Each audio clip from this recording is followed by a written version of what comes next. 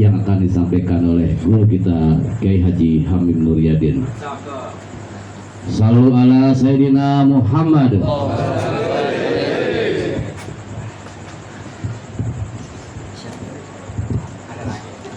Terima kasih Pak Ustadz Hafid. Assalamualaikum warahmatullahi wabarakatuh. Waalaikumsalam warahmatullahi wabarakatuh. Alhamdulillahi rabbil alamin. Wassalatu wassalamu ala sayyidina Muhammadin sayyidil anbiya wal mursalin wa khatamun nabiyyin. Asyhadu an la ilaha illallah wa asyhadu anna Muhammadar Rasulullah. Allahumma shalli wa sallim ala sayyidina Muhammad wa ala alihi wa sahbihi ajma'in. Qala Allah ta'ala fi kitabil karim. Bismillahirrahmanirrahim. Ya ayyuhalladzina amanu qu anfusakum wa ahlikum nara. Ila akhir ayat. Wa qala Nabi sallallahu alaihi wasallam, adibu auladakum ala thalathin khisalin hubbi nabiyukum wa hubbi ahli baiti wa qiraatil Qur'an. Sadaqallah sadaqa Rasulillah sallallahu alaihi wasallam. Rabbi hablana minas salihin. Amin ya Allah ya rabbal alamin. Para sesepuh tokoh masyarakat, para alim ulama, bil khusus Ketua Majelis Ta'lim Bapak Ustadz Ahmad, semoga beliau diberikan kesehatan oleh Allah. Juga para satid guru-guru kita, Ustadz Rubi, Ustadz Yusuf, juga Bapak Jali, serta para sesepuh yang lain yang sama-sama dirahmati oleh Allah Subhanahu wa taala, bil khusus Sahibul Bait Bapak Khairuddin, semoga beserta keluarga dirahmati oleh Allah Subhanahu wa taala. Alhamdulillah, bersyukur pada Allah, pada malam ini kita dapat silaturahim menghadiri majelis ilmu. Mudah-mudahan insyaallah nanti di akhirat kita diberikan pasangan oleh Allah, dapat bidadari Allah. Pengen gak nanti dapat bidadari di akhirat? Pengen? Ya, beli kewaci di Manggarai, beli pepaya di Jogja. Yang rajin ngaji insyaallah dapat bidadari, hidup mulia dan kaya, di akhirat masuk surga. Amin ya rabbal alamin. Pokoknya lu harus jago pantun semua di sini. Orang Betawi.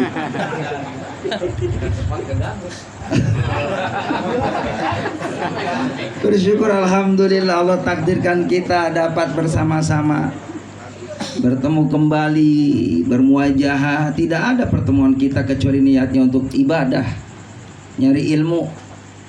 Di sini zikir bareng-bareng, sholawat bareng-bareng, baca kalimatut thayyibah. Ini adalah tempat yang istimewa. Kalau seandainya jamaah rahimakumullah, kita nih makhluk yang ada di bumi ngelihat ke langit, kita lihat tuh bintang-bintang yang menghiasi langit yang jauh di sana, terlihat begitu indah. Sama juga tempat-tempat yang di dalamnya ada zikir dikumandangkan, dibaca Al-Quran dibaca, maka makhluk yang ada di langit, rumah itu akan bersinar, ada cahaya, karena pada Al-Quran di dalamnya yang sedang dikumandangkan, yang sedang dibaca. Mudah-mudahan kita dikenal oleh makhluk yang ada di langit. Amin ya rabbal alamin.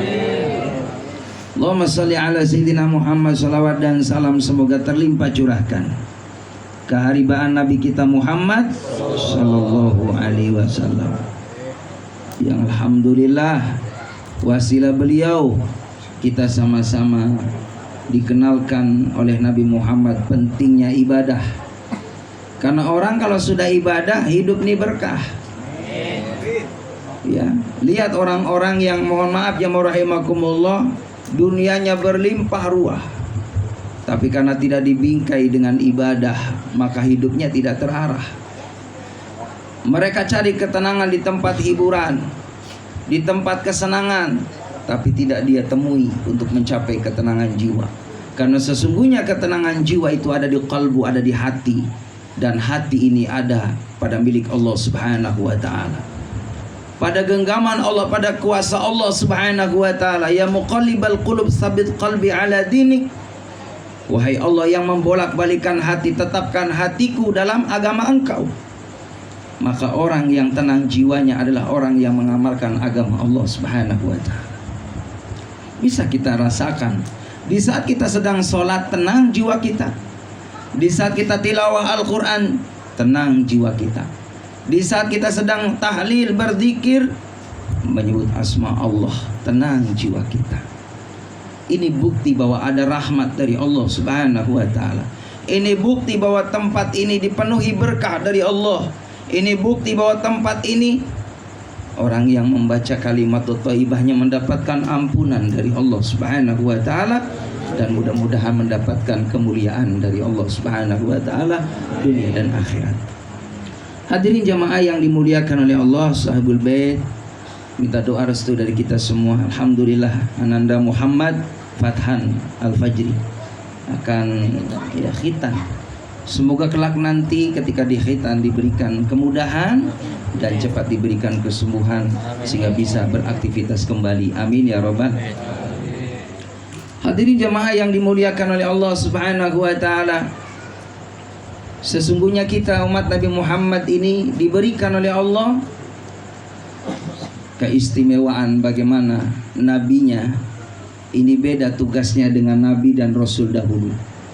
Kalau nabi dan rasul dahulu, wa ma arsalnaka ila rahmatan liqaumin. Nabi dan rasul dahulu itu diperintahkan berdakwah kepada kaumnya. Tapi kalau kita ini, wa ma arsalnaka ila rahmatan lil alamin. Tidaklah aku perintahkan kepadamu Muhammad kecuali untuk memberikan kasih sayang kepada seluruh alam, baik alam dunia, alam akhirat, baik itu alam manusia secara musyahadah ataupun alam ghaibiyah, alam yang tidak terlihat oleh kita. Jamaah rahimakumullah, Islam mengajarkan bagaimana kita beretika, beradab dengan sesama manusia, beradab dengan tumbuhan, dengan hayawan, sampai makhluk yang kita tidak lihat, jin, kita pun harus ada adab kepadanya. Jadi jamaah rahimakumullah, di antaranya tempat jin itu adanya di lubang-lubang. Kita ini nggak boleh buang air kecil di lubang, takut lagi ada jin di sana. Kasihan Pak, jin lagi ngaub di situ ya. Ya Allah, jin lagi nyantai, lagi ngobrol masa depan. Dilarang tuh Pak kita buang air kecil di lubang. Takutnya tadi ada jin, ada semut, ada binatang yang lain. Itu sampai diatur dalam Islam, hadirin. Itu adab. Jamaah yang dimuliakan oleh Allah Subhanahu wa taala. Dan keistimewaan kita umat Nabi Muhammad sallallahu alaihi wasallam, semua aktivitas apapun mengenai tentang ubudiyah muamalah, ini semua dinilai ibadah di hadapan Allah Subhanahu wa taala. Bapak berangkat pagi mengais rezeki, itu semua dinilai jihad di jalan Allah Subhanahu wa taala. Keringatnya jadi saksi, energinya jadi saksi, semua tenaga pikirannya untuk mengais rezeki yang halal, untuk menghidupkan keluarganya supaya sejahtera, ini tidak disia-siakan oleh Allah. Bapak dinilai kebaikan di mata Allah Subhanahu wa taala, mendapatkan nilai ibadah di mata Allah Subhanahu wa taala. Begitupun kaum ibu yang di rumah bekerja, baik itu memasak, membesarkan anak-anaknya, mendidik anak-anaknya, semuanya itu bernilai kebaikan di mata Allah Subhanahu wa taala. Begitupun kita sebagai makhluk sosial, kita saling menghubungkan tali silaturahim, saling menebarkan kasih sayang, manfaat, maslahat, dimulai dari diri kita, lalu orang yang terdekat dengan kita, pasangan kita, anak-anak kita, lalu tetangga-tetangga kita, sahabat-sahabat kita, semuanya ini adalah saudara kita. Semua sahabat kita yang menjadikan semua ladang kebaikan buat kita. Mohon maaf, jangankan kita sesama satu akidah, orang muslim, non muslim sekalipun, kalau memang dia tetangga kita, dia ada hak satu, adalah hak tetangga. Kalau dia mungkin minta tolong non muslim tadi, kita mampu tolong dia. Jamaah yang dimuliakan oleh Allah Subhanahu wa taala, bahkan di dalam Idul Kurban sendiri diajarkan ketika kita memotong hewan kurban, lalu ada daging kurban, silakan itu daging diberikan kepada siapapun, bukan hanya orang Islam, non muslim sekalipun. Kalau mungkin itu ada bagi kepada mereka, karena ada hakul jar, hak tetangga. Jamaah yang dimuliakan oleh Allah Subhanahu wa taala, karena saya pengalaman ya, ketika Idul Kurban ada non muslim dia sudah antri Pak, ingin dapat bagian. Ya, saya bilang kepada panitia tolong kasihkan ke dia. Ya, mudah-mudahan dengan dakwah seperti itu kita memberikan ya kebaikan kepadanya, berbagi nikmat kepadanya, kali dia dapat hidayah dari Allah Subhanahu wa taala. Inilah makna rahmatan lil alamin, memberikan kasih sayang kepada seluruh alam. Hadirin jamaah yang dimuliakan oleh Allah Subhanahu wa taala, satu persatu kita alhamdulillah berjalannya waktu mengikuti sunnatullah. Tidak terasa hadirin, ini bapak-bapak masih ingat di kala masih sekolah SD, kalau dulu SR, SMP, SMA, mungkin mengenyam perguruan tinggi. Dari masa kanak-kanak, remaja, dewasa, sampai jadi orang tua, ini proses sudah kita lalui bersama. Dari kanak-kanak kita bukan kanak-kanak lagi, dari remaja bukan remaja lagi, dewasa bukan dewasa lagi, kita posisinya jadi orang tua.